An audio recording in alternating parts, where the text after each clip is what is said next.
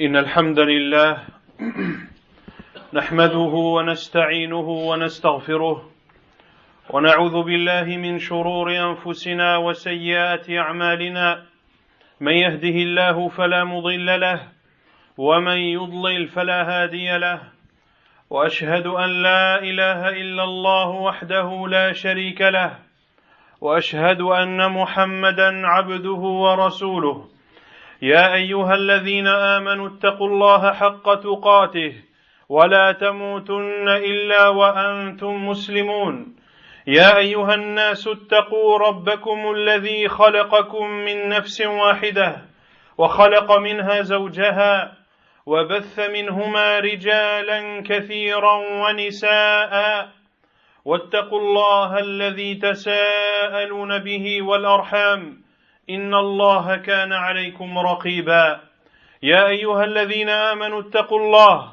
وقولوا قولا سديدا يصلح لكم أعمالكم ويغفر لكم ذنوبكم ومن يطع الله ورسوله فقد فاز فوزا عظيما أما بعد فإن خير الكلام كلام الله وخير الهدي هدي محمد صلى الله عليه وسلم وشر الأمور محدثاتها وكل محدثة بدعة وكل بدعة ضلالة وكل ضلالة في النار أما بعد أيها المسلمون والمسلمات نواصل بإذن الله تعالى سلسلتنا في بيان عظم شأن التوحيد وبيان عظيم خطر الشرك أعاذنا الله وإياكم من الشرك.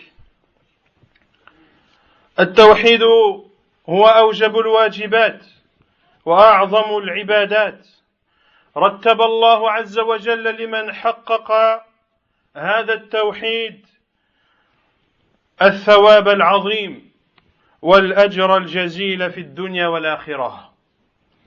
قال الله سبحانه وتعالى الذين آمنوا ولم يلبسوا إيمانهم بظلم أولئك لهم الأمن وهم مهتدون، أي الذين أخلصوا العبادة لله وحده ولم يخلطوا توحيدهم بشرك، ولبس الشيء بالشيء تغطيته به وإحاطته به من جميع جهاته، ولا يغطي الإيمان ولا يحيط به ويلبسه إلا الكفر. ثم ذكر الله تعالى ما أعده لعباده المخلصين من الجزاء أولئك لهم الأمن وهم مهتدون، أي هم الآمنون في الدنيا والآخرة المهتدون إلى الصراط المستقيم. ولما نزلت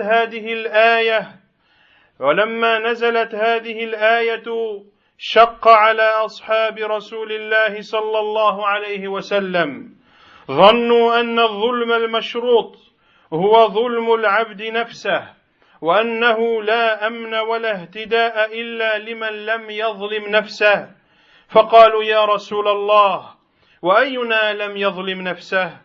قال عليه الصلاة والسلام ليس كما تقولون، لم يلبسوا إيمانهم بظلم بشرك. أولم تسمعوا إلى قول لقمان إن الشرك لظلم عظيم.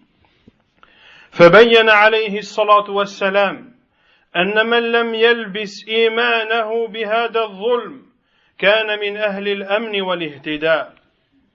Chers musulmans et musulmanes, nous continuons notre série qui explique dans les détails l'immense importance du tawhid, de l'unicité d'Allah Azza wa Jal, et qui montrera par la volonté d'Allah Azza wa Jal également le grand danger du polythéisme dans ses moindres détails.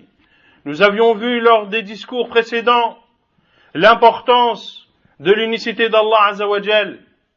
Nous avions vu également sa définition.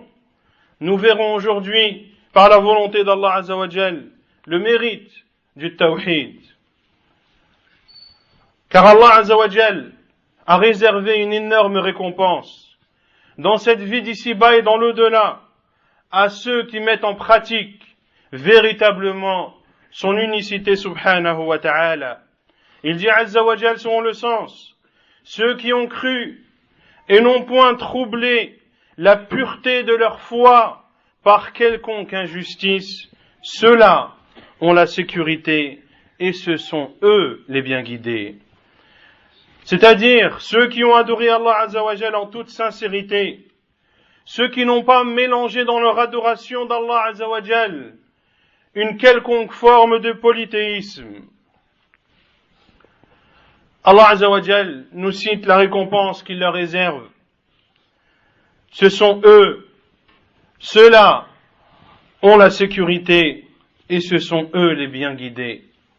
Ils auront la sécurité et le salut dans cette vie d'ici-bas et dans l'au-delà, et ils seront guidés sur le droit chemin, le chemin droit, le seul qui amène au paradis.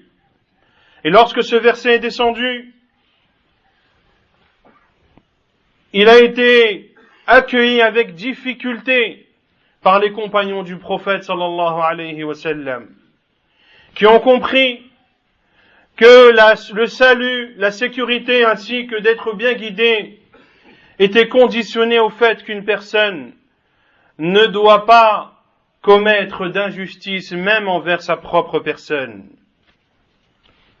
Ils ont dit, ô envoyé d'Allah, mais qui d'entre nous n'offense pas sa propre personne?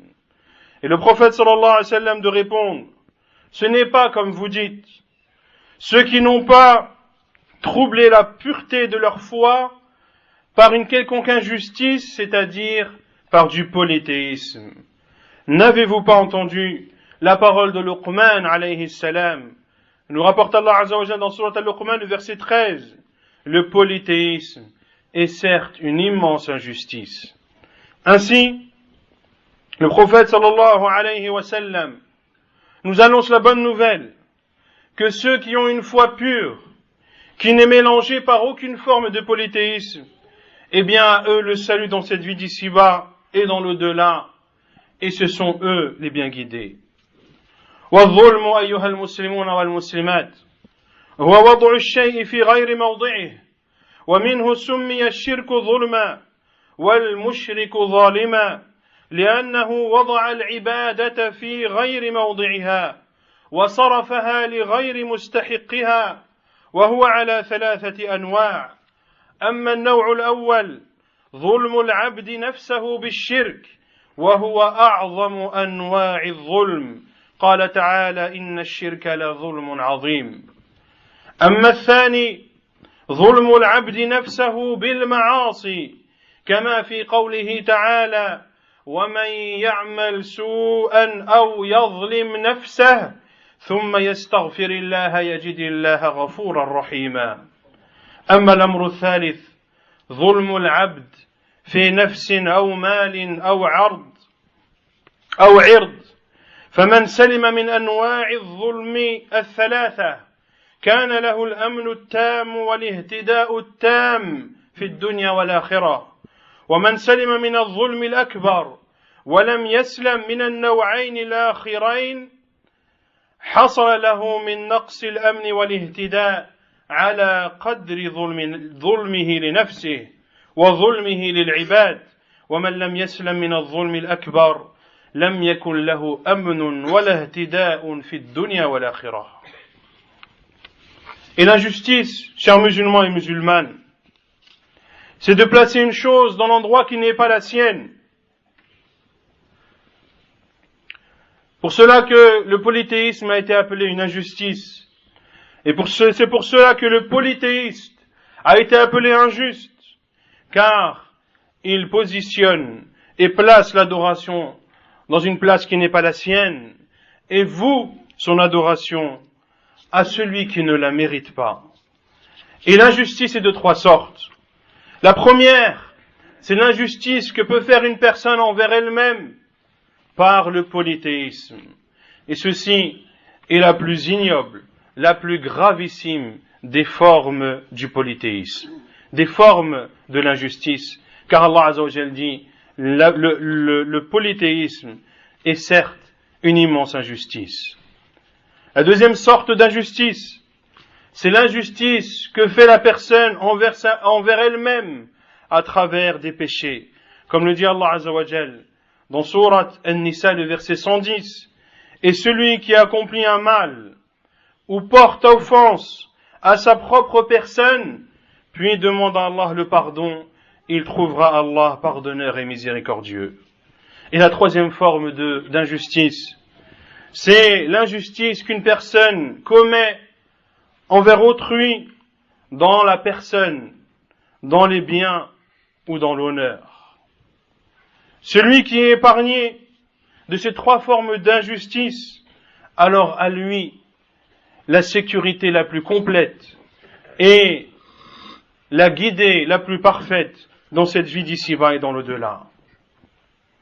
Celui qui est épargné de la grande injustice, à savoir le polythéisme, mais n'est pas épargné des deux autres sortes, eh bien, son salut et sa guidée seront proportionnels à l'injustice qu'il se sera infligée à lui-même ou qu'il aura infligée aux autres.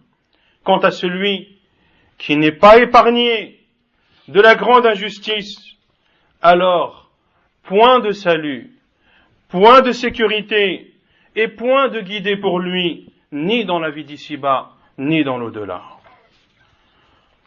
وقد جاء عن عبادة بن الصامت رضي الله عنه والحديث رواه الإمام البخاري ومسلم قال رسول الله صلى الله عليه وسلم من شهد أن لا إله إلا الله وحده لا شريك له وأن محمدا عبده ورسوله وأن عيسى عبد الله ورسوله وكلمته ألقاها إلى مريم وروح منه والجنة حق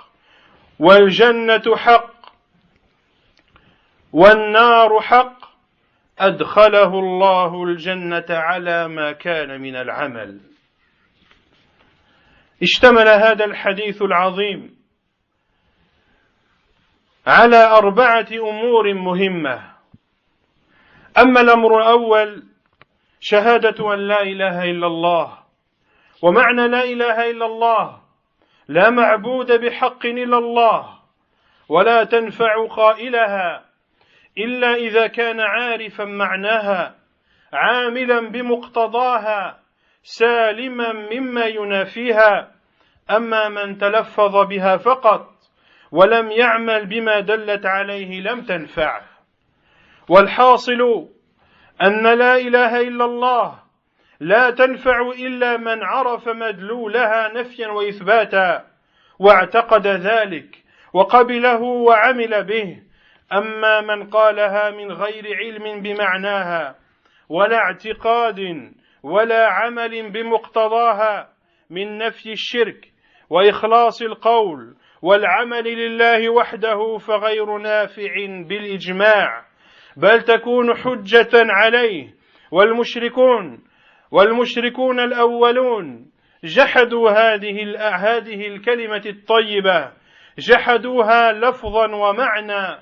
فإنه عليه الصلاة والسلام لما قال للمشركين قولوا لا إله إلا الله تفلحوا، قالوا أجعل الآلهة إلها واحدا إن هذا لشيء عجاب. ومشركو زماننا قالوا بها لفظا وجحدوها معنى، فتجد أحدهم يقولها ويأله غير الله بأنواع العبادة، بل يخلصون العبادة في الشدائد لغير الله، فهم أجهل من مشرك العرب. عبادة بن الصامت رضي الله عنه rapporte, comme cela est cité dans les 2 sahih de l'imam al-Bukhari et l'imam Muslim, que le prophète sallallahu alayhi wa sallam a dit: celui qui atteste que nul ne mérite d'être adoré qu'Allah seul, sans ne rien lui associer, qui atteste que Muhammad est son serviteur et envoyé, et que Isa est le serviteur d'Allah et son envoyé, et la parole qu'il a inculquée en Maryam et une âme provenant de lui, et que le paradis est vrai, et que l'enfer est vrai, Allah le fera entrer au paradis, selon ce qu'il aura accompli comme œuvre. Ce hadith, chers musulmans et musulmanes, on doit en retenir 4 choses importantes. La première, qui est l'attestation que nul ne mérite d'être adoré qu'Allah, qui signifie qu'il n'y a pas de vraie divinité autre qu'Allah, et que cette parole, la ilaha illallah, ne peut profiter à celui qui la prononce que lorsqu'il connaît sa signification, que lorsqu'il met en pratique les conséquences qui découlent de cette parole, et lorsqu'il est exempt de tout ce qui la contredit. Ainsi, celui qui prononce la ilaha illallah, mais ne met pas en pratique ce qu'elle impose, cette parole ne lui sera d'aucune utilité. Il doit donc croire en cette parole, accepter celle-ci, mettre en pratique ce qu'elle demande, comme sincérité vis-à-vis d'Allah Azza wa Jal, et comme éloignement de toute forme de polythéisme. Sinon, cette parole sera une preuve contre lui. Les polythéistes, au temps du prophète sallallahu alayhi wa sallam, ont renié cette parole. Ils en ont renié les termes ainsi que les sens. Le prophète sallallahu alayhi wa sallam, lorsqu'il s'est adressé aux polythéistes en leur disant « Dites la ilaha illallah, vous connaîtrez la félicité. » Ils ont dit, comme le rapporte Allah Azza wa Jal, « Réduira-t-il les divinités à un seul Dieu ? Voilà une chose vraiment étonnante. » Quant aux polythéistes de notre époque, ils disent cette parole par leur langue. Ils acceptent les termes de cette parole, mais en renient les sens. Ainsi on trouve à notre époque beaucoup malheureusement qui disent la ilaha illallah, mais adorent autre qu'Allah dans les différentes formes d'adoration. L'on voit même certains qui même dans les situations extrêmes se dirigent vers autre qu'Allah. Ils sont donc plus ignorants que les premiers polythéistes qui, lorsqu'ils se trouvaient dans des situations extrêmes, malgré qu'ils adoraient autre qu'Allah dans les situations normales, mais lorsqu'ils se trouvaient en position de danger, ils s'en remettaient à Allah et à Allah seul. أقول قولي هذا وأستغفر الله. الحمد لله رب العالمين والصلاة والسلام على أشرف الأنبياء وإمام المرسلين نبينا محمد وعلى آله وصحبه أجمعين. أما الأمر الثاني الذي ينبغي الانتباه له في هذا الحديث العظيم شهادة أن محمدا عبده ورسوله. الرسول صلى الله عليه وسلم موصوف في هذا الحديث بصفتين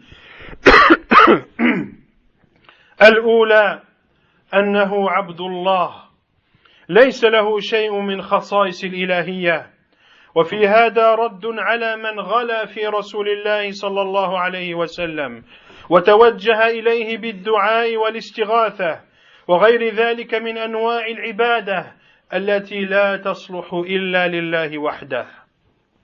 وأما الصفة الثانية أنه رسول من عند الله أرسله الله إلى جميع الخلق فالواجب علينا طاعته، وفي هذا رد على من ترك طاعته واتبع هواه. ومعنى شهادة أن محمد رسول الله طاعته فيما أمر وتصديقه فيما أخبر واجتناب ما نهى عنه وزجر وأن لا يعبد الله إلا بما شرع. La deuxième chose importante à retenir du hadith de Ubadah ibn Samit radiyallahu anhu est l'attestation que Muhammad est le serviteur d'Allah et son envoyé.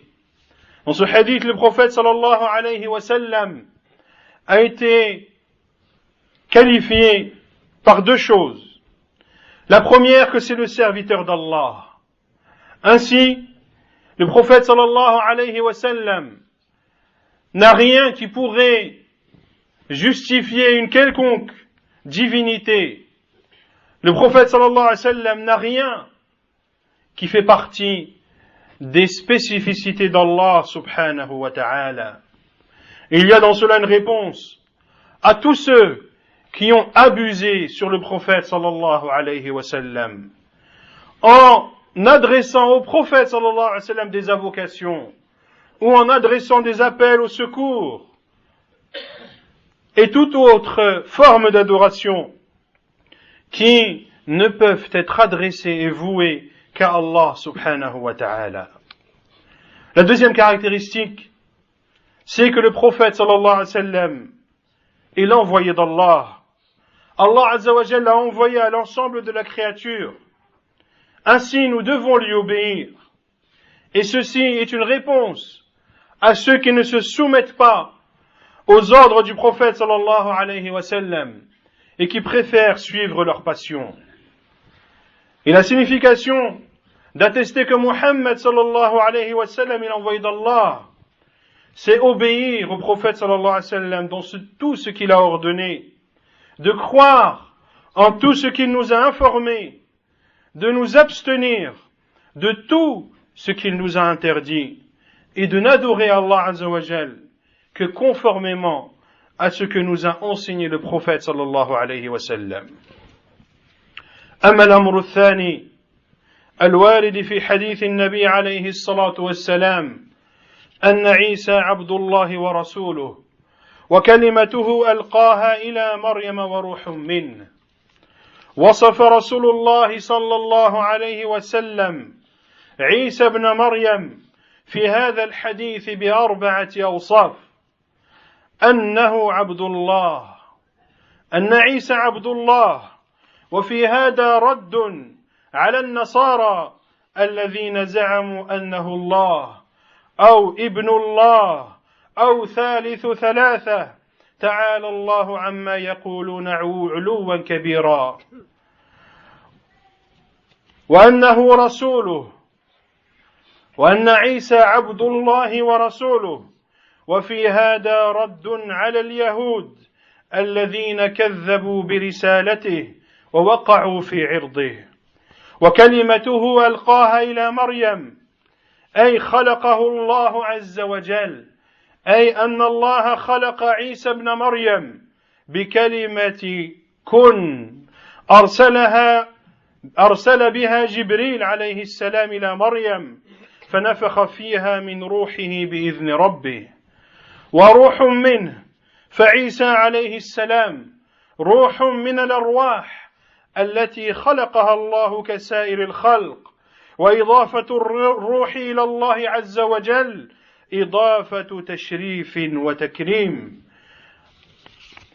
La troisième chose à retenir du hadith de Ubadah ibn Samit est la parole du prophète sallallahu alayhi wa sallam que Isa est le serviteur d'Allah et son envoyé, et la parole qu'il a inculquée en Maryam est une âme provenant de lui.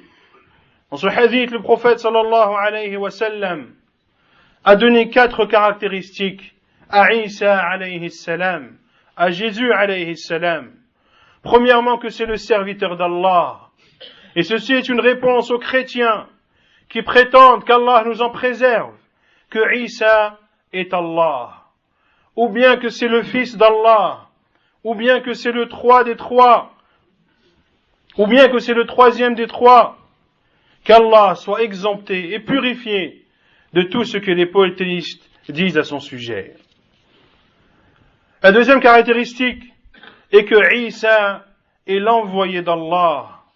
Ceci est une réponse aux Juifs qui traitent de mensonge la prophétie du prophète Isa alayhi salam et qui ont sali l'honneur de Jésus alayhi salam en prétendant, wal'iyadu billah, que c'est le fils d'une prostituée. Et une parole qu'il a inculquée en Maryam, c'est-à-dire qu'Allah azza wa jal a créé Isa alayhi salam par la parole kun, soit, qu'Allah azza wa jal a inculqué en Maryam par l'intermédiaire de Jibril alayhi salam. Et la quatrième caractéristique, c'est que Isa alayhi salam a une âme qui a été créée par Allah subhanahu wa ta'ala comme les autres âmes. Et le fait qu'Allah azza wa jal attribue l'âme qu'il a inculquée ou qu'il a créée en Isa alayhi salam à lui-même subhanahu, ceci pour montrer la pureté et la sainteté de cette âme qui est celle de Isa alayhi salam. أما الأمر الرابع أن الجنة حق والنار حق. الإيمان بالجنة والنار من جملة الإيمان باليوم الآخر، ولكن خصهما الرسول صلى الله عليه وسلم في هذه الشهادة بالذكر لأنهما مستقر ونهاية الأبرار والفجار، فالجنة دار الأبرار والنار دار الفجار. وثمرة الشهادة بالأمور الأربعة السابقة التي اشتمل عليها الحديث دخول الجنة على ما كان من العمل. Et la quatrième chose à retenir du hadith de Ubadah ibn as-Samit radiyallahu anhu et la parole du prophète sallallahu alayhi wa sallam que le paradis est vrai et que l'enfer est vérité. La croyance au paradis et à l'enfer fait partie de la croyance au jour dernier. Et si le prophète sallallahu alayhi wa sallam a spécifié de façon précise l'attestation que le paradis et l'enfer sont vérité dans ce hadith, c'est pour montrer l'importance du paradis et de l'enfer, et que ce seront les demeures éternelles, les demeures finales, la destination de deux sortes de personnes, les bons et les pervers, les bons et les mauvais, le paradis pour les bons et l'enfer pour les mauvais. Et le fruit d'attester de toutes ces choses que nous a enseigné le prophète sallallahu alayhi wa sallam, la récompense de cela est l'entrée au paradis selon ce que la personne aura œuvré comme œuvre, aura fait comme œuvre.